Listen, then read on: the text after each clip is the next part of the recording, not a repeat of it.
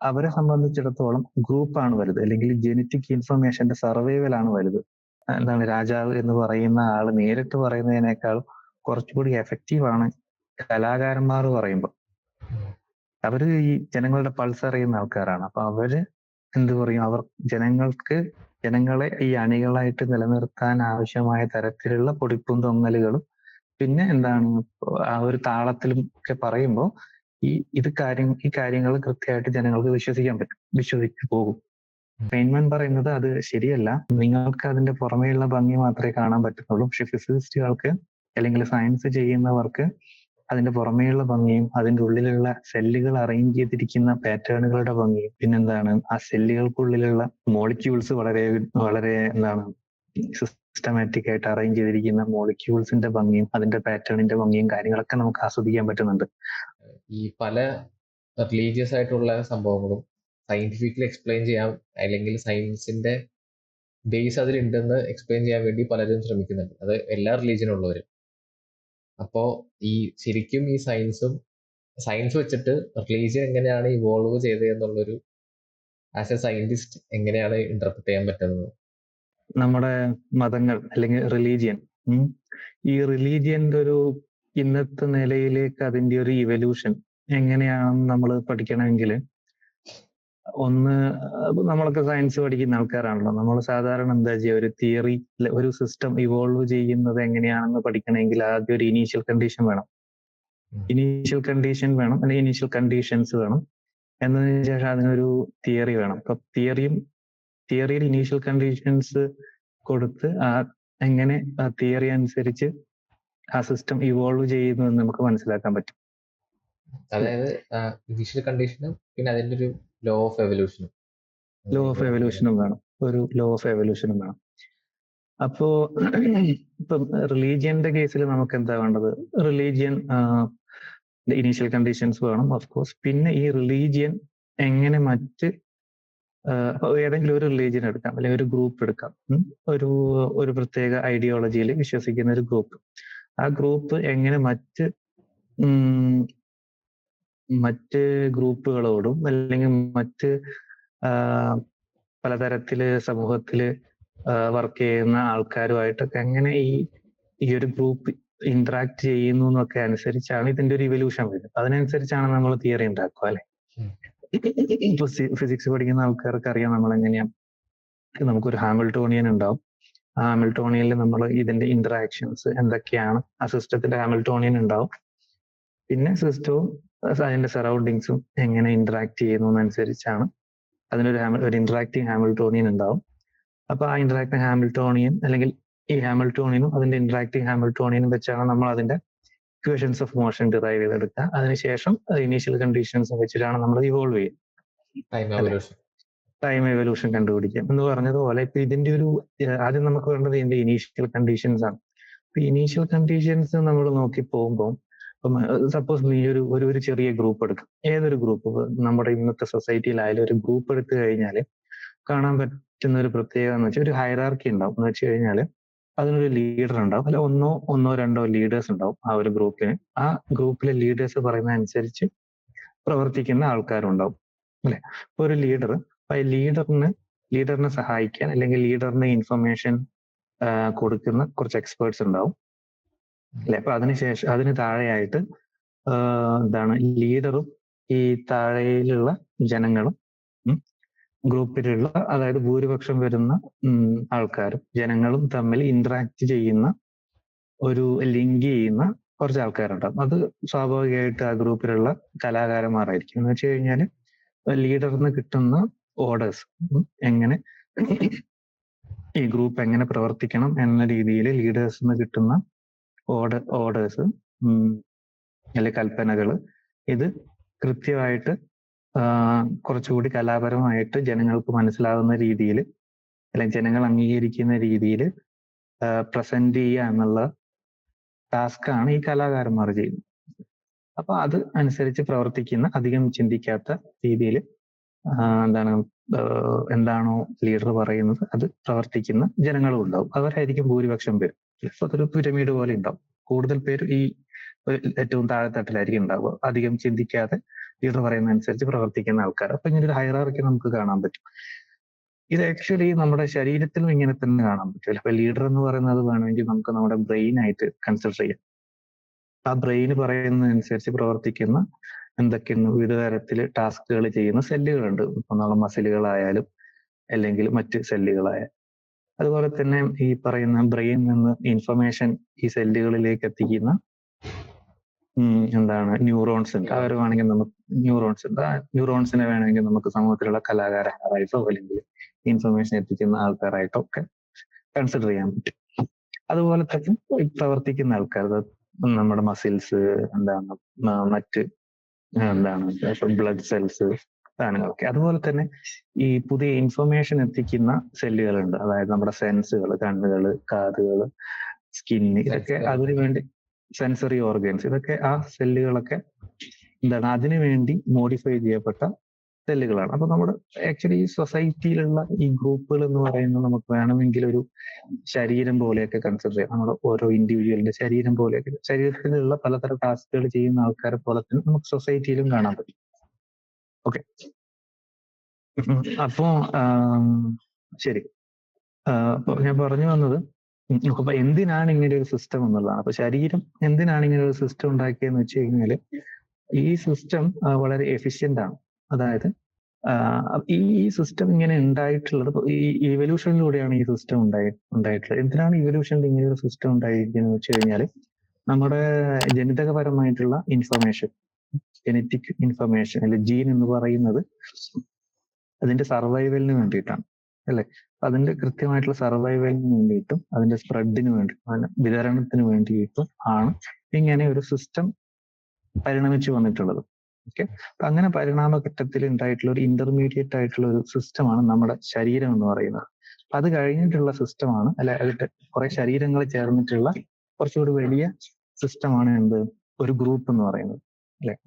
അപ്പൊ ആ ശരീരത്തിന്റെ കുറച്ചുകൂടി വലിയൊരു എന്താണ് ഫോമാണ് ഗ്രൂപ്പ് എന്ന് വേണമെങ്കിൽ പറയാം. അപ്പൊ ശരീരം എന്ന് പറയുന്നത് ഈ സർവൈവലിന്റെ ഒരു ഇന്റർമീഡിയറ്റ് സ്റ്റെപ്പ് ആണെന്ന് പറയാം. ഈ സർവൈവൽ സ്ട്രാറ്റജിയുടെ, നമ്മുടെ ജീനിന്റെ സർവൈവൽ സ്ട്രാറ്റജിയുടെ ഒരു ഇന്റർമീഡിയറ്റ് സ്റ്റെപ്പ് ആണ് നമ്മുടെ ശരീരം എന്ന് പറയുന്നത്. ശരീരം കഴിഞ്ഞിട്ട് എന്തുണ്ട്, ഗ്രൂപ്പ് ഉണ്ട്.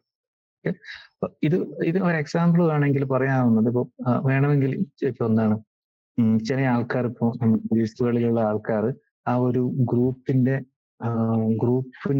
നിലനിൽപ്പിന് വേണ്ടിയിട്ട് അവർ മരിക്കാൻ വരെ തയ്യാറായി. ഇപ്പൊ ഞാൻ പറഞ്ഞ ഈ താഴേക്കടയിലുള്ള ജനങ്ങൾ. കാരണം എന്താണെന്ന് വെച്ച് കഴിഞ്ഞാൽ അവരെ സംബന്ധിച്ചിടത്തോളം ഗ്രൂപ്പാണ് വലുത്, അല്ലെങ്കിൽ ജനറ്റിക് ഇൻഫർമേഷന്റെ സർവൈവൽ ആണ് വലുത്. അവർ ഇൻഡിവിജ്വൽ നിലനിൽപ്പല്ല. മനസ്സിലായോ? ഒരു ഗ്രൂപ്പ് ഒരു സൂപ്പർ ഓർഗാനിസം ആയിട്ടാണ് വർക്ക് ചെയ്യുന്നത്. ആ ഓർഗാനിസത്തിന്റെ നിലനിൽപ്പാണ് വലുത്, ഓരോ ഇൻഡിവിജ്വലിന്റെയും നിലനിൽപ്പല്ല. ഓക്കെ, അപ്പൊ ആ ഗ്രൂപ്പിനെ നിലനിർത്തുക എന്നുള്ള ഒരു ടാസ്ക് ഈ ജനങ്ങൾക്കുണ്ട്. ഓക്കെ, അത് എങ്ങനെയാണ് സാധ്യമാണെന്ന് വെച്ച് കഴിഞ്ഞാൽ ആ ലീഡർ എന്താണോ പറയുന്നത് അതിനനുസരിച്ച് പ്രവർത്തിക്കുക എന്നുള്ളതാണ്. ശരി, ഇനി നമ്മൾ പറഞ്ഞു വന്നത് റിലീജിയന്റെ ഇനീഷ്യൽ കണ്ടീഷൻസിനെ കുറിച്ചാണ്. അപ്പൊ സ്വാഭാവികമായിട്ടും ലീഡർ എന്ന് പറയുന്ന ആള് എന്തായിരിക്കണം, വളരെ ഉത്തരവാദിത്തമുള്ള ആളാണ്. ഈ ഒരു സിസ്റ്റത്തെ നിലനിർത്തുന്നതിന് ആവശ്യമായിട്ടുള്ള ഓർഡർ കൊടുക്കുക എന്നുള്ളതാണ് ഈ ലീഡറിന്റെ കടമ, അല്ലെ? അപ്പൊ ഈ ഓക്കെ, അപ്പൊ എന്താണ്, അപ്പൊ ഈ ആൾക്കാർക്ക് പലതരത്തിലുള്ള സംശയങ്ങൾ ഉണ്ടാവും. ഈ താഴേക്കടയിലുള്ള ആൾക്കാർ പലതരത്തിലുള്ള സംശയങ്ങൾ ഉണ്ടാവും. എന്താണ് ചെയ്യേണ്ടതെന്നുള്ള കാര്യങ്ങൾക്ക് സംശയങ്ങൾ ഉണ്ടാവും. അതുപോലെ തന്നെ പല പ്രശ്നങ്ങൾ ഉണ്ടാവും, പല ആകുലതകളും കാര്യങ്ങളൊക്കെ ഉണ്ടാവും. അതൊക്കെ പരിശീലിച്ച് ഈ സിസ്റ്റത്തെ നിലനിർത്തുക എന്നുള്ളത് ആരുടെ ചുമതലയാണ്? ഈ ലീഡറിന്റെ ചുമതലയാണ്. ഈ ലീഡറിന് ഇൻഫർമേഷൻ എവിടുന്ന കിട്ടുന്നത്? എക്സ്പേർട്സ് എന്നാണ്, അല്ലെങ്കിൽ നമുക്ക് വേണമെങ്കിൽ എക്സ്പ്ലോർ ചെയ്യുന്ന ആൾക്കാർ, പുതിയ കാര്യങ്ങൾ, പുതിയ അറിവുകളൊക്കെ എക്സ്പ്ലോർ ചെയ്ത് കണ്ടുപിടിക്കുന്ന ആൾക്കാരാണ് അവർ. അവിടെ നിന്നാണ് ഇൻഫർമേഷൻ കിട്ടും. അപ്പൊ സ്വാഭാവികമായിട്ട് ഇവരുടെ സംശയങ്ങൾ, ഇവരുടെ ഈ താഴേക്കടയിലുള്ള ആൾക്കാരുടെ സംശയങ്ങളും പ്രശ്നങ്ങളും കാര്യങ്ങളൊക്കെ പരിഹരിക്കാനായിട്ടുള്ള ഇൻഫർമേഷൻ പലപ്പോഴും പര്യാപ്തമായി കിട്ടത്തില്ല. കാരണം ഇപ്പൊ ഒരു വളരെ പഴയ കാലഘട്ടത്തിൽ, ഇപ്പൊ ഒരു എന്താണ് നമ്മുടെ കാർഷിക സംസ്കാരമൊക്കെ സ്റ്റാർട്ട് ചെയ്യുന്ന ഒരു സമയത്താണെങ്കിൽ ആ സമയത്ത് നമ്മുടെ അറിവ് എന്ന് പറയുന്നത് വളരെ പരിമിതമായിരുന്നു, അല്ലെ? ശാസ്ത്രീയമായ അറിവുകൾ, സർവേ ചെയ്യാനുള്ള അറിവുകളൊക്കെ വളരെ പരിമിതമായിരുന്നു. അപ്പൊ ഈ സിസ്റ്റം നിലനിർത്താനുള്ള അറിവും പരിമിതമായിരിക്കും. അപ്പൊ ഈ എക്സ്പേർട്സ് എന്ന് കിട്ടുന്ന അറിവുകൾ കൂടാതെ ഈ സിസ്റ്റം നിലനിർത്തണമെങ്കിൽ കുറച്ച് കൂടുതൽ കഥകൾ കൂടെ പറയേണ്ടി വരും. അല്ലെങ്കിൽ ഇവരെ വിശ്വസിപ്പിക്കാൻ വേണ്ടിയിട്ട് ഈ സിസ്റ്റം നിലനിർത്താൻ വേണ്ടിയിട്ട് ഈ ലീഡറിന് ചില കാര്യങ്ങൾ കൂടി ആഡ് ചെയ്ത് പറയേണ്ടി വരും. ഫോർ എക്സാമ്പിൾ, ഇപ്പൊ ഒരു മഴ പെയ്യുന്ന കാര്യമാണെങ്കിൽ ഇപ്പോ ഈ ഒരാള്, ഈ താഴേക്കടയിലുള്ള ആള് നമുക്ക് എത്ര ദിവസം കഴിഞ്ഞ് മഴ പെയ്യും എന്നുള്ളൊരു സംശയം ലീഡറോട് വന്ന് ചോദിക്കുമ്പോൾ സ്വാഭാവികമായിട്ട് എക്സ്പേർട്സ് ചിലപ്പോൾ ചില കാര്യങ്ങളൊക്കെ ശാസ്ത്രീയമായിട്ട് മനസ്സിലാക്കിയിട്ട് ചിലപ്പോൾ ഇത്ര ദിവസങ്ങൾ കഴിഞ്ഞ് മഴ പെയ്യുമെന്ന് പറയും. പക്ഷെ ഇത്ര ദിവസം കഴിഞ്ഞ് മഴ പെയ്യണം എന്നില്ല. കാരണം എപ്പോഴും അതിന് അറിവുകൾക്ക് ഒരു പരിമിതിയുണ്ട് ആ കാലഘട്ടത്തിൽ. അപ്പൊ ആ പരിമിതി ലീഡർക്ക് അറിയാൻ പറ്റും. സ്വാഭാവികമായിട്ട് ഇപ്പൊ കഴിഞ്ഞ വർഷം ഇങ്ങനെ പറഞ്ഞിട്ട് ആ സമയത്ത് മഴ പെയ്തിരുന്നില്ല. അപ്പൊ ഈ ലീഡർ എന്ത് ചെയ്യും? ഇതിന്റെ കൂടെ കുറച്ച് കഥകൾ കൂടെ ആഡ് ചെയ്യും. എന്ത് ചെയ്യാൻ പറ്റും? 3-4 ദിവസം കഴിഞ്ഞ് കഴിഞ്ഞാൽ മഴ പെയ്യും. പക്ഷെ എന്താണ്, ആ മഴ പെയ്യണമെങ്കിൽ നമ്മൾ ചില മഴ വേണമെങ്കിൽ മഴ ദൈവങ്ങൾ പറഞ്ഞൊരു കഥ ആഡ് ചെയ്യാം. ഈ മഴ ദൈവങ്ങൾക്ക് നമ്മൾ എന്തെങ്കിലുമൊക്കെ പൂജകൾ ചെയ്യണം, അല്ലെങ്കിൽ അവരെ പ്രീതിപ്പെടുത്തേണ്ട ആവശ്യങ്ങളൊക്കെ വരുമായിരിക്കും എന്ന് പറയും. ഇനിയിപ്പോ അതിന്റെ ഗുണം എന്താണെന്ന് വെച്ച് കഴിഞ്ഞാൽ മഴ പെയ്തില്ലെങ്കിൽ ആ ദൈവങ്ങൾ പ്രീതിപ്പെട്ടില്ല എന്നാണ്. അപ്പൊ നമുക്ക് നമ്മുടെ ഉത്തരവാദിത്വം വേറൊരു സാധനത്തിലേക്ക് കൊണ്ടുവയ്ക്കാൻ പറ്റും. അപ്പൊ നമ്മൾ ഈ ഓപ്പറേഷനൊക്കെ കഴിയുമ്പോൾ ഡോക്ടർമാർ പറയാറില്ലേ, ഞാൻ ചെയ്യേണ്ട കാര്യങ്ങളൊക്കെ ചെയ്തു കഴിഞ്ഞ് ദൈവത്തിന്റെ കയ്യിലാണെന്ന് പറയുന്ന പോലെയാണ്. അപ്പൊ ഇത്തരം അറിവില്ലായ്മകളൊക്കെ അല്ലെങ്കിൽ നമ്മുടെ കഴിവില്ലായ്മകളൊക്കെ നമുക്കൊരു വേറെ സാധനത്തിൽ എടുത്തു വെക്കാൻ പറ്റും. ഓക്കെ, അപ്പൊ സ്വാഭാവികമായിട്ടും താഴേക്കിടയിലുള്ള ആൾക്കാർ അത് വിശ്വസിക്കും, അവരത് ചെയ്യും. ഇനിയിപ്പോ മഴ പെയ്തില്ലെങ്കിലും അവർ പൂജകൾ ചെയ്യും. ചിലപ്പോൾ 3-4 ദിവസം കഴിഞ്ഞ് മഴ പെയ്യും. അപ്പോൾ എന്തായി, ആ പൂജയുടെ വിജയമാണെന്നൊക്കെ പറഞ്ഞ് ഈ ലീഡറിനെ അവിടെ നിലനിൽക്കാൻ പറ്റും. ഇങ്ങനെയുള്ള കഥകളാണ് ഒരു എവല്യൂഷന്റെ വളരെ കുറെ കാലങ്ങൾക്ക് ശേഷമായിരിക്കും ഇത് വരുന്നത്. കാരണം നമുക്ക് എന്തെങ്കിലും ലോസ് ചെയ്യാൻ ഉണ്ടെങ്കിലല്ലേ നമുക്ക് പേടിക്കേണ്ട ആവശ്യമുള്ളൂ. ശരി, ഇതിപ്പോ നമ്മളൊരു ഒരു ഒരു എന്താണ് സംസ്കാരമൊക്കെ തുടങ്ങുന്ന സമയത്തുള്ള കഥകളായിരിക്കും, ഒരു സമയമായിരിക്കണം ഇത്. അല്ലെങ്കിൽ ഗ്രൂപ്പ്സ് ഫോം ചെയ്ത് അതെ, സ്വന്തമായിട്ട് അല്ല ഇത് എപ്പോ വേണമെങ്കിലും ആവാം. കാരണം ഇത് ഒരു ഗ്രൂപ്പിനെ നിലനിർത്തുക എന്നുള്ള ഒരു കടമയുണ്ടല്ലോ. അപ്പൊ അത് നിലനിർത്താതെ ചില ആൾക്കാർ ചില സംശയങ്ങളോ അല്ലെങ്കിൽ കൂടുതൽ സംശയങ്ങൾ കൂടുതലുള്ള ഗ്രൂപ്പിൽ സംശയങ്ങൾ കൂടുതലുള്ള ആൾക്കാരുണ്ടാവുമല്ലോ. അപ്പൊ അവരെയും കൂടി പിടിച്ചു നിർത്തുക എന്നുള്ളത് ഒരു ആവശ്യമാണ്. അവരെ പിടിച്ചു നിർത്തണമെങ്കിൽ സ്വാഭാവികമായിട്ടും ഈ ലീഡറിനെ കുറിച്ചുള്ള സംശയങ്ങൾ ഇവര് ആക്ച്വലി നമ്മുടെ സിസ്റ്റത്തെ, നമ്മുടെ ഗ്രൂപ്പിനെ നിലനിർത്താൻ പര്യാപ്തമാണോ, അത്രയും ബലവാനാണോ, അല്ലെങ്കിൽ അത്രയും ടാലന്റഡ് ആണോ എന്നുള്ള സംശയങ്ങളൊക്കെ ഉണ്ടാവും അല്ലെ. അപ്പൊ അവരെയും കൂടി പിടിച്ചു നിർത്തണമെങ്കിൽ ഇത്തരം കഥകൾ ആവശ്യമാണ്. മനസ്സിലായോ? അപ്പൊ ഇത്തരം സംശയങ്ങൾ വരും. അപ്പൊ ഇത്തരം സംശയങ്ങൾ വരുമ്പോൾ ഞാൻ നേരത്തെ പറഞ്ഞൊരു എക്സാമ്പിൾ ആണ്. അപ്പൊ ഇത്തരം സംശയങ്ങൾ വരുമ്പോൾ കൂടുതൽ കഥകൾ ആഡ് ചെയ്യേണ്ടി വരും. അല്ലെങ്കിൽ ഈ ലീഡറിന് ഒരു പടി കൂടെ കടന്നിട്ട് പറയേണ്ടി വരും, ഞാൻ ദൈവത്തിന്റെ അവതാരമാണ്, എന്നെ ചോദ്യം ചെയ്യാൻ പാടില്ല എന്നുള്ള ഒരു രീതിയിലേക്ക് ഈ ലീഡർ അല്ലെങ്കിൽ രാജാവ് എന്ന് പറയുന്ന ആൾക്ക് പറയേണ്ടി വരും. ഓക്കെ, അപ്പൊ കുറച്ച് ആൾക്കാരെങ്കിലും ഇത് വിശ്വസിച്ച് കൂടെ നിൽക്കും. ഒരു എക്സ്റ്റേണൽ എൻറ്റിറ്റിനെ ആഡ് ചെയ്തിട്ട് അതായത് ഞാൻ പറഞ്ഞത് ഈ കഥകൾ നിലനിൽക്കാൻ പറ്റാത്ത അവസ്ഥ. നീ പറഞ്ഞതുപോലെ ആൾക്കാർക്ക് കൂടുതൽ സംശയങ്ങളും, പോപ്പുലേഷൻ കൂടുന്നതിനനുസരിച്ച് കൂടുതൽ സംശയങ്ങൾ വരും അല്ലെ. അപ്പൊ കൂടുതൽ സംശയങ്ങൾ വരുമ്പോൾ എന്ത് പറ്റും? നമ്മൾ കൂടുതൽ കഥകൾ ആഡ് ചെയ്യേണ്ടി വരും. ഇതൊക്കെ പര്യാപ്തമല്ലാത്ത ഒരവസ്ഥ വരും. നമ്മൾ ഇനീഷ്യൽ കണ്ടീഷൻസ് ആണ് പറഞ്ഞുകൊണ്ടിരുന്നത്. സോറി, ഇതിന്റെ ഇടയിൽ കുറച്ച് ഡീവിയേറ്റ് ചെയ്ത് പോയി. ഇനീഷ്യൽ കണ്ടീഷൻ എന്ന് പറഞ്ഞാൽ ഇതാണ്, അറിവില്ലായ്മ. അല്ലെങ്കിൽ നമുക്ക് അതിനെക്കുറിച്ച് അറിയില്ല. അപ്പൊ അറിയാത്ത സാധനങ്ങൾ എന്ത് ചെയ്യും? ഒരു കഥയുടെ രൂപത്തിൽ ആക്കി പ്രസന്റ് ചെയ്യും. അറിയാം എന്നുള്ളത്, അറിവില്ലായ്മയെ നമ്മൾ എന്ത് ചെയ്യും? എനിക്കറിയാം എന്ന് പറഞ്ഞിട്ട് അതൊരു കഥ. എക്സാക്ട്ലി. നമുക്ക് അറിയാത്ത സാധനത്തിന് വേറൊരു ആ ഉത്തരവാദിത്തം വേറൊരു എൻറ്റിറ്റിയിൽ ഏൽപ്പിച്ചിട്ട് അതൊരു കഥ പോലെ ഒരു ക്യാപ്സ്യൂൾ ആക്കിയിട്ട് കൊടുക്കും. അതാണ് ഇനീഷ്യൽ കണ്ടീഷൻസ്. ഇനി നീ പറഞ്ഞതുപോലെ ഓരോരോ പുതിയ സംശയങ്ങൾ വരും, പുതിയ ആൾക്കാർ വരും, പുതിയ ലീഡേഴ്സ് ഒക്കെ ആവാൻ പ്രാപ്തിയുള്ള ആൾക്കാരൊക്കെ വരും. അപ്പൊ ഈ ക്യാപ്സ്യൂളുകൾ പോരാതെ വരും അല്ലെ. അപ്പോഴാണ് അപ്പോഴാണ് ഇത് ഇവോൾവ് ചെയ്യുന്നത്. കാര്യങ്ങൾ ഇവോൾവ് ചെയ്ത് വരുന്നത് ഇങ്ങനെയാണ്. ഇനീഷ്യൽ കണ്ടീഷൻസ് പറഞ്ഞു, ഇനി ഇതിന്റെ ഇവല്യൂഷനെ കുറിച്ചാണ് പറയുന്നത്. ഇപ്പൊ ഇവോൾവ് ചെയ്യുമ്പോൾ സ്വാഭാവികമായിട്ടും ഞാൻ സ്വാഭാവിക സംശയങ്ങൾ വരും. അപ്പൊ ഈ ഒരു ലീഡർക്ക് എങ്ങനെയാണ് ഇത്തരം കാര്യങ്ങളൊക്കെ അറിയുന്നത് എന്നുള്ളൊരു സംശയം വരും. ഉം. ഈ കാര്യങ്ങളൊക്കെ അറിയുന്നത്, ഈ കഥകളൊക്കെ എങ്ങനെ മനസ്സിലാക്കി എന്നുള്ളൊരു സംശയം വരും. അപ്പൊ സ്വാഭാവികമായിട്ടും ലീഡർ എന്താ പറഞ്ഞു വെക്കുക, എനിക്കിതൊക്കെ അറിയുന്നത് വേറൊരു എന്താണ് ഈ ഗോഡ്, അല്ലെങ്കിൽ ഇപ്പം നേരത്തെ മഴ ദൈവങ്ങൾ എന്ന് പറഞ്ഞ ആൾക്കാർ എന്നെ നേരിട്ട് അറിയിച്ചതാണെന്നുള്ളൊരു വരും. അപ്പൊ ഞാൻ ഒരു ദൈവപുത്രനായോ അല്ലെങ്കിൽ പ്രവാചകനൊക്കെ ആയിട്ടോ മാറും. ഒരുപക്ഷെ ഓക്കെ. അതായിരിക്കും അവരുടെ ഫസ്റ്റ് ക്വസ്റ്റ്യൻ. ഉം നിങ്ങൾക്ക് എനിക്ക് എങ്ങനെ എങ്ങനെ അറിയും? അറിയാം, ആ, നിങ്ങൾ എങ്ങനെ അറിഞ്ഞു എന്നുള്ളത്. അപ്പോൾ സ്വാഭാവികമായിട്ടും ഞാൻ ദൈവത്തിന്റെ നേരിട്ടുള്ള ആൾക്കാർ, അപ്പൊ എനിക്ക് കൃത്യമായിട്ട് വൈഫൈ വഴി കണക്ഷൻ ഉണ്ട്. ഓരോരോ കാര്യങ്ങൾ എനിക്ക് അറിയാൻ പറ്റും. അതാണ് ഞാൻ നിങ്ങളോട് പറയുന്നത്. അപ്പൊ ഇത് നേരിട്ട് ജനങ്ങളിലേക്ക് വരികയല്ല ചെയ്യുന്നത്. ഇത് സാധനം കലാകാരന്മാരിലേക്ക് എത്തും. ഈ കലാകാരന്മാർ എന്ത് ചെയ്യും, പറഞ്ഞും പാടിയും കഥകളാക്കിയും മറ്റു ചിത്രങ്ങളാക്കിയും ഒക്കെ ജനങ്ങളിലേക്ക് എത്തിക്കും. അപ്പൊ അത് കുറച്ച് കൂടുതൽ എഫക്റ്റീവ് ആണത്. നേരിട്ട് ഞാനിപ്പോ അവരുടെ ഞാനാണ് ഇന്റർപ്രിട്ടേഷൻ രാജാവ്. കൂടെ ആഡ് ചെയ്ത്. എക്സാക്ട്ലി. അപ്പൊ ഈ ലീഡർ അല്ലെങ്കിൽ എന്താണ് രാജാവ് എന്ന് പറയുന്ന ആള് നേരിട്ട് പറയുന്നതിനേക്കാൾ കുറച്ചുകൂടി എഫക്റ്റീവ് ആണ് കലാകാരന്മാർ പറയുമ്പോൾ.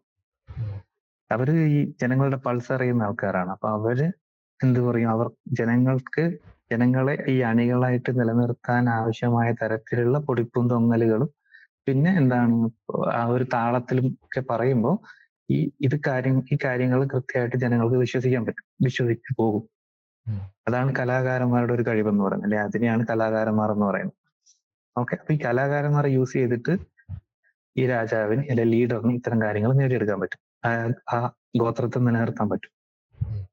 ഇത്തരം കഥകളൊക്കെ ഉണ്ടാക്കിയിട്ട് അങ്ങനെയാണ് അവതാരങ്ങളൊക്കെ ഉണ്ടാകുന്നത്. നമ്മുടെ പുരാണങ്ങളൊക്കെ നമുക്ക് കാണാൻ പറ്റും. അല്ലെ പല രാജാക്കന്മാരും അവതാരങ്ങളാണ് നമ്മുടെ ഗോഡിന്റെ നേരെ ഉള്ള. അപ്പൊ അവരെ ചോദ്യം ചെയ്യാൻ പറ്റത്തില്ല.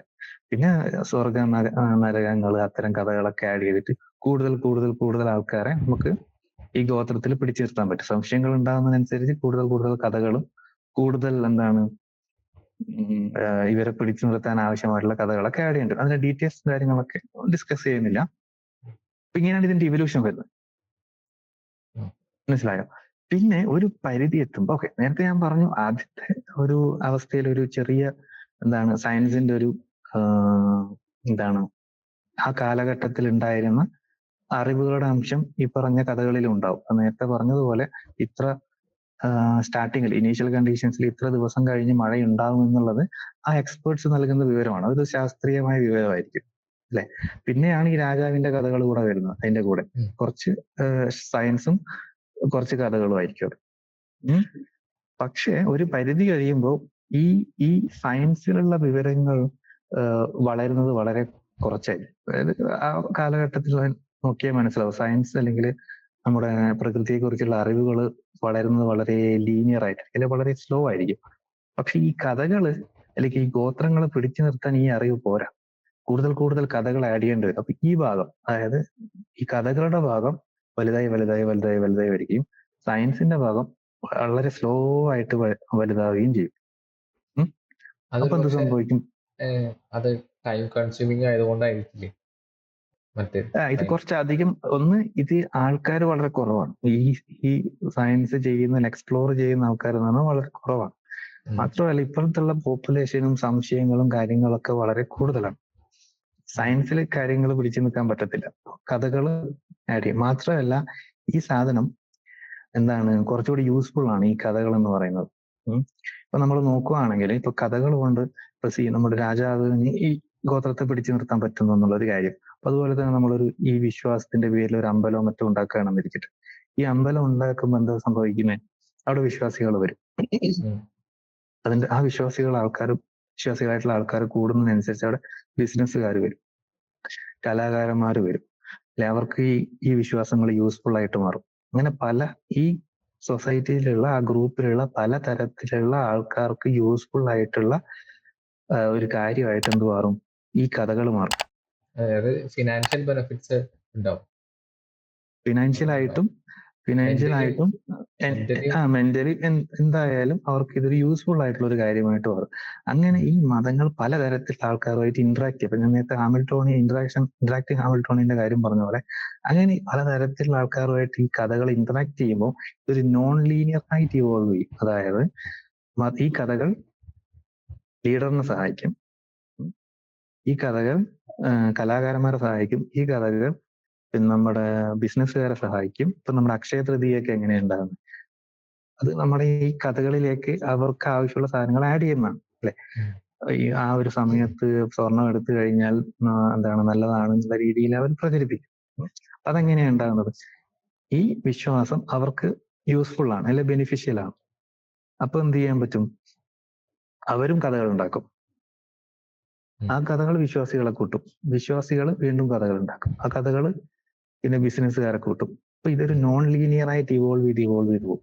മനസ്സിലായി? 2 4 4 16 ഇങ്ങനെ കൂടി ഇതൊരു വലിയൊരു എന്താണ് സ്ട്രക്ചർ ആയിട്ട് മാറും. യൂണിവേഴ്സിൽ നമ്മൾ എന്താണ് പറയാ, കോസ്മോളജിയിൽ ഈ നമ്മൾ ഈ കാണുന്ന ഗാലക്സികളും ക്ലസ്റ്റേഴ്സ് ഒക്കെ എങ്ങനെയുണ്ടായത്, വളരെ ചെറിയൊരു ഫ്ലക്ച്വേഷന് ഇവോൾവ് ചെയ്ത് ഒരു പരിധി കഴിഞ്ഞപ്പോൾ ഈ ഫ്ലക്ച്വേഷൻസ് അല്ലെങ്കിൽ ഈ എന്താണ് ഈ സ്പേസ് ബാക്ക്ഗ്രൗണ്ട് സ്പേസും ഈ വ്യത്യാസവും തമ്മിലുള്ള ഈ ആംപ്ലിറ്റ്യൂഡ്, ഈ വാല്യൂ ഒരു പരിധിയിൽ കൂടുതലായി കഴിഞ്ഞാൽ പിന്നെ അത് നോൺ ലീനിയർ ആയിട്ട് ഇവോൾവ് ചെയ്യാം.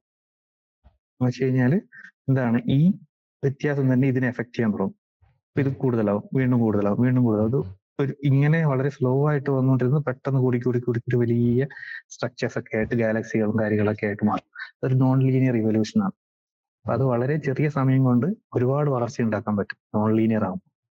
ഓക്കെ, ഞാൻ പറഞ്ഞു വന്നത് ആ സമയത്തുള്ള സയൻസ് വളരെ സ്ലോ ആയിട്ട് വികസിക്കുകയും മതത്തിന്റെ ഭാഗം വളരെ നോൺ ലീനിയർ ആയിട്ട് വികസിക്കുകയും ചെയ്തു. അതിന് കാരണം ഈ മതം അല്ലെങ്കിൽ കഥകള് ആ കാലഘട്ടത്തിലുള്ള അല്ലെങ്കിൽ വിവിധ കാലഘട്ടത്തിലുള്ള ആ പലതരത്തിലുള്ള ആൾക്കാരുമായിട്ടും പല കഥകളുമായിട്ടൊക്കെ ഇന്ററാക്ട് ചെയ്യുന്നതുകൊണ്ടാണ്. അവർക്കൊക്കെ ഇത് യൂസ്ഫുൾ ആണെന്ന് മനസ്സിലാകുന്നത് കൊണ്ട് തന്നെ അവരും കഥകൾ ഉണ്ടാക്കും. ആ കഥകൾ വേറെ കഥകൾ ഉണ്ടാക്കും. അങ്ങനെ ഇത് വലിയ സ്ട്രക്ചർ ആയിട്ട്.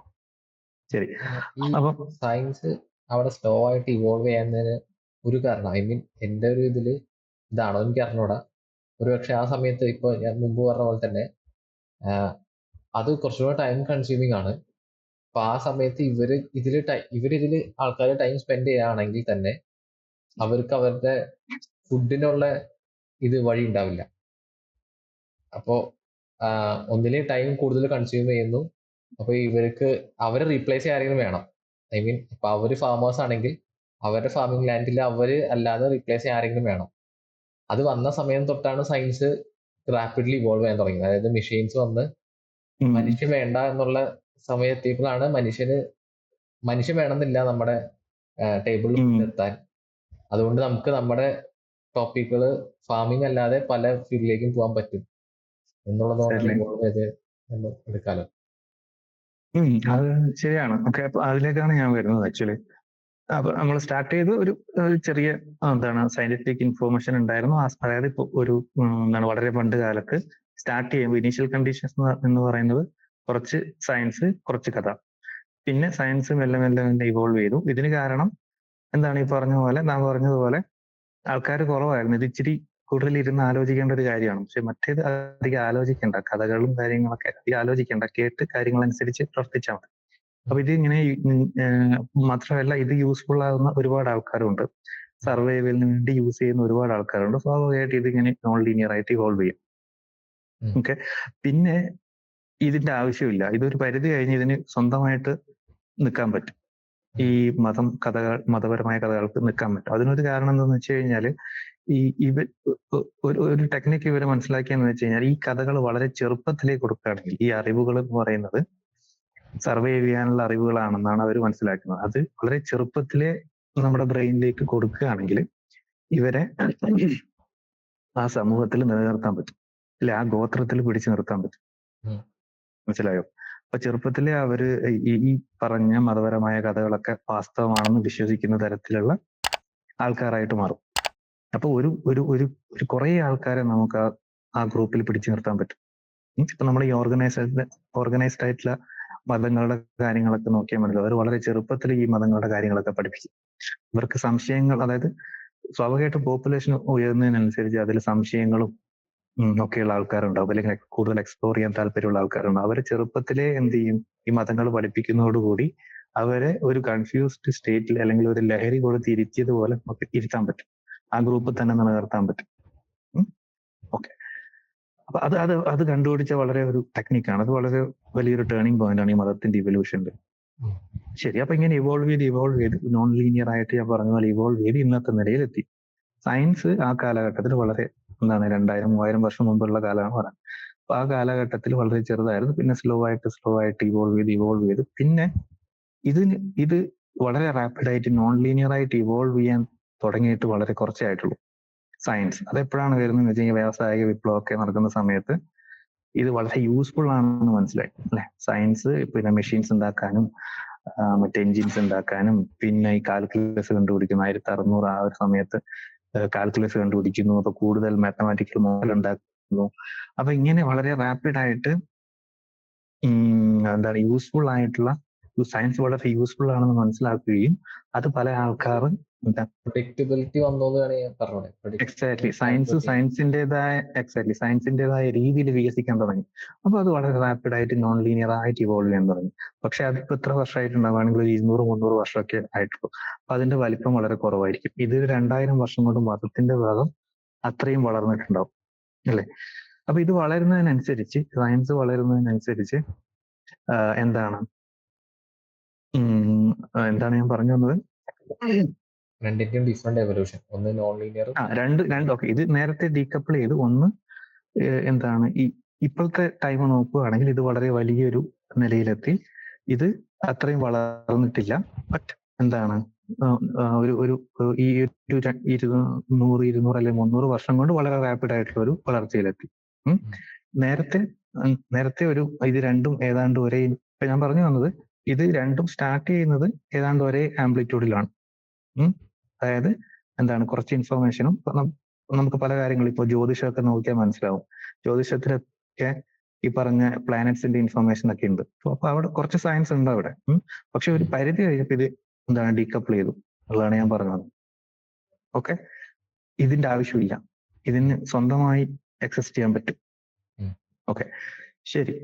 അപ്പൊ ഇതാണ് നിലവിലുള്ള അവസ്ഥ.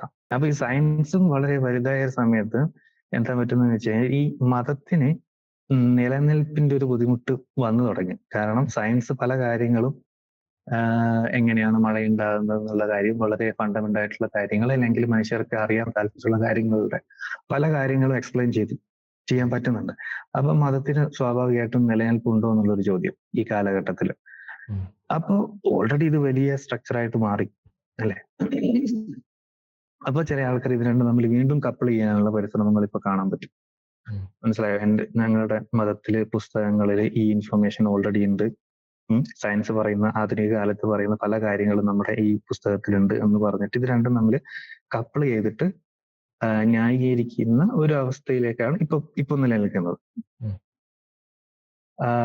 ഓക്കെ, അതൊരു കാര്യം. അതൊരു പ്രധാനപ്പെട്ട കാര്യമാണ് ഈ കറണ്ട് സിനാരിയോയിൽ സംഭവിക്കുന്നത്. പിന്നെ വേറൊരു കാര്യം പറയാനുള്ളതെന്ന് വെച്ച് കഴിഞ്ഞാല് ഇതുകൊണ്ട് എന്തെങ്കിലും പ്രശ്നങ്ങളുണ്ടോ എന്നുള്ളത്. നമ്മുടെ മതം ഇങ്ങനെ വലിയൊരു സ്ട്രക്ചറായിട്ട് മുന്നിൽ നിൽക്കുന്നത് കൊണ്ട് എന്തെങ്കിലും പ്രശ്നങ്ങളുണ്ടോ എന്നുള്ളത്. ഒരു പ്രശ്നം സയൻസ് ചെയ്യുന്ന ഒരാളുടെ പെർസ്പെക്റ്റീവിൽ നിന്ന് നോക്കുന്നത് എന്ന് വെച്ച് കഴിഞ്ഞാൽ, നേരത്തെ ഞാൻ പറഞ്ഞല്ലോ, ഇപ്പൊ വളരെ ചെറുപ്പത്തിൽ തന്നെ മതപരമായിട്ടുള്ള കഥകളും കാര്യങ്ങളൊക്കെ പറഞ്ഞ് ഈ സമൂഹത്തിൽ എക്സ്പ്ലോർ ചെയ്യാൻ, കാര്യങ്ങൾ, പുതിയ അറിവുകൾ നേടാൻ ആഗ്രഹിക്കുന്ന ആൾക്കാരുണ്ടാവും സ്വാഭാവികമായിട്ടും അല്ലെ. ഞാൻ നേരത്തെ പറഞ്ഞ പോലെ ഏതൊരു സമൂഹത്തിലും അങ്ങനെ സ്റ്റേബിൾ ആയിട്ട് നിൽക്കണമെങ്കിൽ അത്തരം പുതിയ അറിവുകൾ നേടാൻ, പുതിയ അറിവുകൾ നേടുന്ന ആൾക്കാരുണ്ടാവണം അല്ലെ. പുതിയ അറിവുകൾ സർവൈവലിന് വേണ്ടിയിട്ടാണ് പുതിയ അറിവുകൾ ഉണ്ടാകുന്നത്. അപ്പൊ ആൾക്കാരെയൊക്കെ പഴയ കഥകൾ പറഞ്ഞ് ഒരു മയക്കത്തിൽ നിർത്തുന്നത് കൊണ്ടുള്ള ബുദ്ധിമുട്ട് എന്താണെന്ന് വെച്ച് കഴിഞ്ഞാൽ, പുതിയ തരത്തിലുള്ള ഐഡിയകളും പെർസ്പെക്റ്റീവുകളും നമുക്ക് നഷ്ടപ്പെടും. അപ്പൊ നിലവിലെ ഫണ്ടമെന്റൽ സയൻസിൽ പ്രത്യേകിച്ചും പുതിയ ഐഡിയകളും പുതിയ ആശയങ്ങളും ഉള്ള ആൾക്കാർ വളരെ കുറവാണ്. മാത്രമല്ല ഒരുപാട് കാര്യങ്ങൾ ചെയ്യാനുമുണ്ട്. ഓപ്പൺ പ്രോബ്ലംസ് ആയിട്ട് ഒരുപാട് കാര്യങ്ങളുണ്ട്. അപ്പൊ അതിലേക്കൊക്കെ ഫണ്ടമെന്റൽ സയൻസിലേക്ക് ആൾക്കാരൊക്കെ വരുന്നത് വളരെ കുറവാണ്, വളരെ ഓപ്പൺ മൈൻഡോടുകൂടി. അതിന്റെ പ്രധാനപ്പെട്ട കാരണം ഈ മതപരമായിട്ടുള്ള ലഹരി കുടിച്ച് അവരൊരു മയക്കത്തിലാണ് എന്നുള്ളതാണ്. അത് മതങ്ങൾ ചെയ്യുന്ന പല ദ്രോഹങ്ങളിൽ ഒരു പ്രധാനപ്പെട്ട ദ്രോഹമാണത്. ഞാൻ എന്നുള്ളൊരു ഒരു സയൻസ് റിസർച്ച് ചെയ്യുന്ന ഒരാൾ എന്ന രീതിയിൽ പറയുമ്പോൾ പല മറ്റു കാര്യങ്ങളും പറയാനുണ്ട്. അപ്പൊ അത്തരം മൈൻഡുകൾ നമുക്ക് ബിഗ്ഗർ വ്യൂ തടഞ്ഞു നിർത്തുന്നത് എന്ന് പറയാൻ പറ്റും. എക്സാക്ട്ലി. അപ്പൊ നമ്മള് എന്താണ് നമ്മുടെ സർവൈവലിന് വേണ്ടത് എന്ന് നമുക്ക് കൃത്യമായിട്ട് അറിയില്ല. അതെല്ലാം എക്സ്പ്ലോർ ചെയ്യാന്നുള്ളതാണ്. മനസ്സിലായോ? അപ്പോൾ നമ്മളിപ്പോ കാണുന്നത് സയൻസിലായി കഴിഞ്ഞാൽ ഒരു കൺവെൻഷണൽ രീതിയിൽ ഇങ്ങനെ പോയിക്കൊണ്ടിരിക്കുകയാണെന്ന് മനസ്സിലാക്കാൻ പറ്റും. അപ്പൊ നമുക്ക് ഡിഫറെന്റ് ഐഡിയാസ് വേണം. മനസ്സിലായോ? നമ്മൾ ഇത്രയും വലിയ സമൂഹമായിട്ടും സയൻസിലുള്ള ഐഡിയാസ് അല്ലെങ്കിൽ സയൻസ് കമ്മ്യൂണിറ്റിയിൽ ഉണ്ടാകുന്ന പുതിയ പുതിയ ഐഡിയാസ് വളരെ കുറവാണ്. കാരണം ആ ഫണ്ടമെന്റൽ സയൻസിൽ വർക്ക് ചെയ്യുന്ന ആൾക്കാർ വളരെ കുറവായതുകൊണ്ടാണ്, അല്ലെങ്കിൽ ഡൈവേഴ്സിറ്റി വളരെ കുറവായതുകൊണ്ടാണ്. ഞാൻ പറയുന്നത് ലോകത്തിന്റെ പല ഭാഗത്തു നിന്നും പല ഐഡിയകളുള്ള പല ഗ്രൂപ്പുകളിൽ നിന്നും ഫണ്ടമെന്റൽ സയൻസ് ചെയ്യാൻ ആൾക്കാർ വരണം. പക്ഷെ അത് വരാത്തതിനുള്ള പ്രധാനപ്പെട്ട കാരണം അവർക്ക് ഓൾറെഡി ആൻസർ അറിയാം. എന്താ ആൻസർ? മതങ്ങൾ പറഞ്ഞ കഥകളാണ്. മനസ്സിലായോ? അപ്പൊ ആ കഥകൾ വിശ്വസിച്ച് അവര് മയക്കത്തിലിരിക്കുകയാണ് ചെയ്യുന്നത്. അത് സമൂഹത്തോട് ചെയ്യുന്ന ഒരു വലിയ ദ്രോഹമാണെന്നാണ് ഞാൻ പറഞ്ഞു വെക്കുന്നത്. അതൊരു പ്രകൃതി വിരുദ്ധമായിട്ടുള്ള കാര്യം കൂടിയാണ്. ഡൈവേഴ്സിറ്റിയാണ് ഇല്ലാതാക്കുന്നത്. സയൻസിലുള്ള ഡൈവേഴ്സിറ്റിയാണ് ഇല്ലാതാക്കുന്നത്. അല്ലാതെയുള്ള പല ദ്രോഹങ്ങളുണ്ട്. അതല്ല ഞാൻ പറഞ്ഞത്. സയൻസിൽ റിസർച്ച് ചെയ്യുന്ന ഒരാൾ എന്നുള്ള രീതിയിലാണ് ഞാൻ പറയുന്നത്. ആ മേഖലയിൽ ഉണ്ടാക്കുന്ന പ്രശ്നമാണ് ഇത് ബന്ധപ്പെട്ട് ഹിസ്റ്റോറിക്കലി നമ്മളിപ്പോൾ ഡിസ്കസ് ചെയ്ത കാര്യമായിട്ട് ബന്ധപ്പെട്ട് ജോൺ കീറ്റ്സ് പറഞ്ഞിട്ടൊരു പോയറ്റ്, അതായത് അദ്ദേഹത്തിന് ലാമ്യ എന്നാണ് ആ പോയത്തിന്റെ പേര് നോക്കുന്നത്. അതിൽ പുള്ളിക്കാരൻ പറഞ്ഞിട്ടുണ്ട്, ഈ ന്യൂട്ടൺ റെയിൻബോ എങ്ങനെ ഉണ്ടാവുന്നു എന്നുള്ളത് അതിന്റെ ഫിസിക്സ് എക്സ്പ്ലെയിൻ ചെയ്തപ്പോൾ അതിന്റെ ബ്യൂട്ടി ഡിസ്ട്രോയ് ചെയ്തു എന്നാണ് ആള് അതിൽ എഴുതിയിട്ടുള്ളത്. ഐ മീൻ അവർക്ക് ഒരു പോയിറ്റിനെ സംബന്ധിച്ച് അത് പല പോയിറ്റുകൾക്കും ഡിഫറെന്റ് പെർസ്പെക്റ്റീവിൽ എഴുതാൻ പറ്റുന്ന ഒരു സ്ഥലമാണ് ഈ റെയിൻബോ അല്ലെങ്കിൽ ആകാശത്ത് കാണുന്ന ഡിഫറെന്റ് ആയിട്ടുള്ള എല്ലാ പ്രതിഭാസങ്ങളും. അപ്പോ അത് ആർട്ടിസ്റ്റുകളുടെ ഒരു പ്രശ്നമല്ലേ? അവര് അവരുടെ പെർസ്പെക്റ്റീവ് ബയാസ്ഡ് ആയിട്ട് അവരെന്താണോ വിചാരിച്ചത് അത് തന്നെ അവർ പ്രൊപ്പഗേറ്റ് ചെയ്യാൻ അവർ ശ്രമിക്കും. സയന്റിഫിക്കലി പ്രൊപ്പഗേഷൻ ആരും നടത്തുന്നത് എനിക്ക് തോന്നുന്നില്ല ആർട്ടിസ്റ്റുകൾ പൊതുവെ. അവരവരുടെ കാഴ്ചപ്പാടുകളും ഇത് മാത്രമേ അതിൽ എഴുതി പിടിപ്പിച്ച് പ്രൊപ്പഗേറ്റ് ചെയ്യുള്ളൂ. അതിന് എനിക്ക് തോന്നിയിട്ടുള്ള ഒരു കാര്യം എന്താണെന്ന് വെച്ച് കഴിഞ്ഞാൽ, ഈ ഒരു ബാധ ഉണ്ടല്ലോ, അതായത് മതത്തിന്റെ കഥകളും ഈ അവതാരങ്ങളുടെ കഥകളും പ്രവാചകന്മാരുടെ കഥകളൊക്കെ, ഇവരുടെയൊക്കെ ബാധ ഇപ്പോഴും കലാകാരന്മാരിലുണ്ട്. അല്ലെ? അപ്പൊ നേരത്തെ ഈ രാജാക്കന്മാര് പറഞ്ഞ് വിട്ടതാണ് അവരുടെ കഥകളൊക്കെ ജനങ്ങളിലേക്ക് എത്തിക്കാൻ വേണ്ടിയിട്ട് കലാകാരന്മാർ. ഇപ്പോഴും ഈ കലാകാരന്മാർ ഇത് തന്നെ ചെയ്തുകൊണ്ടിരിക്കുന്നത്. അതൊരു പക്ഷെ ഇപ്പൊ സാർ പറഞ്ഞ തുടക്കത്തിൽ കലാകാരന്മാർ തന്നെ തുടങ്ങിയതുകൊണ്ട് ഇവർ എഴുതിയിരിക്കുന്നത് മൊത്തം ഇതിനെ കുറിച്ച് തന്നെയാണല്ലോ. എക്സാക്ട്ലി. പിന്നെ അവരുടെ ലിറ്ററേച്ചർ അല്ലെങ്കിൽ ഒരു മെയിൻ ബുക്ക് എന്ന് പറഞ്ഞാൽ അത് തന്നെ ആയിരിക്കും. അപ്പൊ അവർ അത് തന്നെ വിശ്വസിച്ചോണ്ടിരിക്കില്ല. അവർക്കൊരു സയന്റിഫിക്കലി വിശ്വസിക്കാൻ ഒന്നുമില്ല അവരുടെ കയ്യിൽ. എക്സാക്ട്ലി. അപ്പൊ എവിടെയാണ് മാറ്റം വരുന്നതെന്ന് വെച്ചാൽ ലീഡേഴ്സ് ആണ്. ലീഡേഴ്സ് എന്ത് പറയുന്നു അതാണ് കലാകാരന്മാരിലേക്ക് എത്തുന്നത്, അല്ലെങ്കിൽ കലാകാരന്മാരിലേക്ക് എത്തുന്നതും പിന്നെ താഴേക്കിടയിലേക്ക് എത്തുന്നതും അല്ലെ? അപ്പൊ ലീഡേഴ്സ് ഇപ്പോഴും നമുക്ക് നോക്കിയാൽ മനസ്സിലാവും. നമ്മുടെ ജനാധിപത്യം ആയിക്കഴിഞ്ഞാലും ലീഡേഴ്സ് അല്ലെങ്കിൽ നമ്മുടെ ജനപ്രതിനിധികളൊക്കെ ഏതെങ്കിലും ഒരു മതവിഭാഗത്തിന്റെയോ അല്ലെങ്കിൽ അവരെ പ്രീണിപ്പിക്കുന്ന തരത്തിലുള്ള നിലപാടുകളൊക്കെ എടുക്കാൻ സാധ്യതയുള്ളൂ. മതപരമായിട്ടുള്ള ഒരു സമൂഹമായതുകൊണ്ട് നമ്മൾ അങ്ങനെ അതേ നമ്മൾ പ്രതീക്ഷിക്കുന്നുള്ളൂ. അപ്പൊ നമ്മുടെ ലീഡേഴ്സ് ഇപ്പോഴും പണ്ട് കാലത്ത് എന്താണോ രാജാക്കന്മാർ ചെയ്തുകൊണ്ടിരുന്നത് അത് തന്നെയാണ് ഇപ്പോഴും ചെയ്യുന്നത്. അപ്പൊ പ്രത്യേകിച്ച് നമ്മൾ മാറ്റങ്ങളൊന്നും പ്രതീക്ഷിക്കുന്നില്ല. അല്ല, പണ്ട് കാലത്ത് മതം ഉപയോഗിച്ച് എങ്ങനെയാണോ ഗോത്രം നിലനിർത്തിയത് എന്ന് അതുപോലെ തന്നെ ഇപ്പോഴത്തെ ലീഡേഴ്സും ചെയ്യുന്നത്. ഇപ്പൊ പ്രധാനപ്പെട്ട ഒരു പ്രശ്നം എന്ന് വെച്ച് കഴിഞ്ഞാൽ ഈ ലീഡേഴ്സ് ആയാലും രാജാക്കന്മാരായാലും ഈ സയൻസ് ഒന്ന് ഡീകപ്പിൾ ചെയ്ത് പോയി, ഡിറ്റാച്ച് ചെയ്ത് പോയി എന്നുള്ളതാണ്. അപ്പൊ അത് ഇപ്പോഴും അങ്ങനെ തന്നെയാണ്. സയൻസുമായിട്ട് ലീഡേഴ്സിന് വലിയ ബന്ധമൊന്നുമില്ല. സയൻസ് ഒരു യൂസ്ഫുൾ സാധനമാണ്, നമ്മുടെ സൊസൈറ്റിയിൽ വലിയ മാറ്റങ്ങൾ ഉണ്ടാക്കാൻ പറ്റുന്ന സാധനമാണ് എന്നുള്ള ഒരു അറിവ് ലീഡേഴ്സിന് ഇപ്പോൾ ഇല്ല, അല്ലെങ്കിൽ ലീഡേഴ്സിന് ഇല്ല എന്ന് തന്നെ പറയാം. ശാസ്ത്രീയമായി ചിന്തിക്കണം ഒക്കെ പറയാറുണ്ടെങ്കിലും അത് കൃത്യമായിട്ട് സൊസൈറ്റിയിലേക്ക് എത്തുന്നില്ല. അപ്പൊ ഒന്ന് ലീഡേഴ്സും എക്സ്പേർട്ടും തമ്മിലുള്ള ബന്ധം, എക്സ്പേർട്ട് എന്ന് വെച്ചാൽ സയന്റിസ്റ്റുകളും തമ്മിലുള്ള ബന്ധം കുറവാണ്. പിന്നെ താഴേക്കിടയിൽ ഇപ്പൊ കലാകാരന്മാരായാലും ആരായാലും ഇവരൊക്കെ പണ്ടത്തെ അതേ മതപരമായ കഥകൾ പ്രചരിപ്പിക്കുന്ന ആൾക്കാർ തന്നെയാണ് ഇപ്പോഴും. മനസ്സിലായ? ദൈവീകമായിട്ടുള്ള എന്താണ് ടാലന്റ് ആണ് സംഗീതം എന്നൊക്കെ പറയുന്ന തരത്തിലുള്ള, മനസ്സിലായോ? അതൊക്കെ തന്നെയാണ് ഇപ്പോഴും നിലനിന്ന് പോകുന്നത്. വലിയ മാറ്റമൊന്നുമില്ല. ഓക്കെ, അപ്പൊ ഞാൻ പറഞ്ഞു വന്നത് എന്തായിരുന്നു?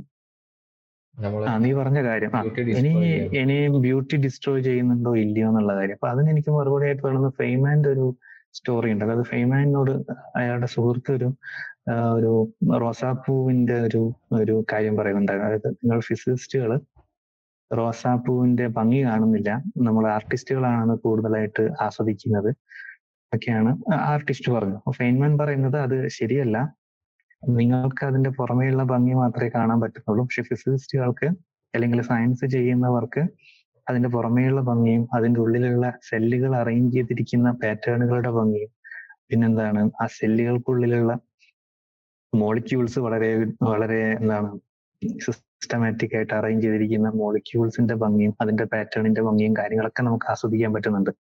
അത്രയും കൂടുതൽ എന്താണ് ഉൾക്കാഴ്ച നമുക്കുണ്ട് ഈ തിയറികളിലൂടെ, അല്ലെങ്കിൽ ഈ സയൻസ് എന്ന് പറയുന്ന നമ്മുടെ അറിവിന്റെ ഒരു മാർഗമാണ് അല്ലെ. അപ്പൊ ഇത്തരം ആ പൂവിന്റെ ഉള്ളിലേക്ക് പോകാനുള്ള ഒരു മാർഗമാണ് നമുക്ക് സയൻസ് എന്ന് പറയുന്നത്. ആ സയൻസിലൂടെ നമുക്ക് ഇത്രയും കാര്യങ്ങൾ ആസ്വദിക്കാൻ പറ്റുന്നുണ്ട്. അപ്പൊ സയൻസ് എപ്പോഴും ഈ ബ്യൂട്ടി ആഡ് ചെയ്ത് പോവാണ് ചെയ്യുന്നത്.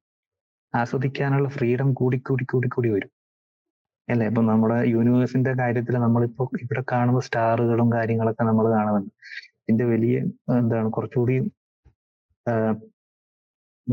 ദൂരത്തേക്ക് പോകുമ്പോൾ, കുറച്ചുകൂടി ലാർജ് സ്കെയിലിൽ പോകുമ്പോൾ എന്താ സംഭവിക്കുന്നത്, നമുക്ക് ഇമാജിൻ ചെയ്യാൻ പറ്റത്തില്ല. പക്ഷെ മാത്തമാറ്റിക്കലി അതിൽ മോഡൽ ഉണ്ടാക്കിയിട്ട് നമുക്ക് പുറകോട്ടൊക്കെ പോകാൻ പറ്റും. അവിടെയൊക്കെ സംഭവിക്കുന്ന കാര്യങ്ങളൊക്കെ നമുക്ക് ഇമാജിൻ ചെയ്യാൻ പറ്റും. അതൊക്കെ എങ്ങനെയാണ് സാധിക്കുന്നത്? സയൻസിലൂടെയാണ് ഇതൊക്കെ സാധിക്കുന്നത്. അപ്പൊ സയൻസ് നമ്മുടെ ആസ്വദിക്കാനുള്ള ആ ഒരു സ്വാതന്ത്ര്യം കൂട്ടുകയാണ് ചെയ്യുന്നത്.